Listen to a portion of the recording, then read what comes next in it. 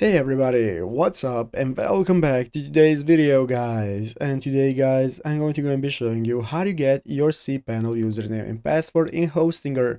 This is a very simple thing to do, so make sure to watch this quick and easy video to the very end and follow my steps correctly so you can make sure that this works the same for you and you can do this yourself. But yeah guys, let's get straight into it. So the first thing you want to do is to go ahead and open up the official cPanel website right here, cpanel.net if you've not already. And after opening it up, you'll be greeted by this main page right here within the upper right corner. You can get started managing your accounts. If you're not already, go ahead and log into your account. If you don't have one, just go ahead and register for an account. And after logging in successfully, you'll be greeted by the main page and you can get started opening up your cPanel, the dashboard where you can access all your info. So now guys, as you can see in this article right here on the official support Hostinger website, we can take a look at how to log into cPanel at Hostinger. So what we want to do guys is first open up cPanel in Hostinger. Once you have opened up cPanel, you want to follow the steps right here. Click the manage option that you'll be able to find in your cPanel, and after that there's going to be a whole option that says log into cPanel. So you can go ahead and log into cPanel using the button right here that you'll be able to click. So by clicking log into cPanel,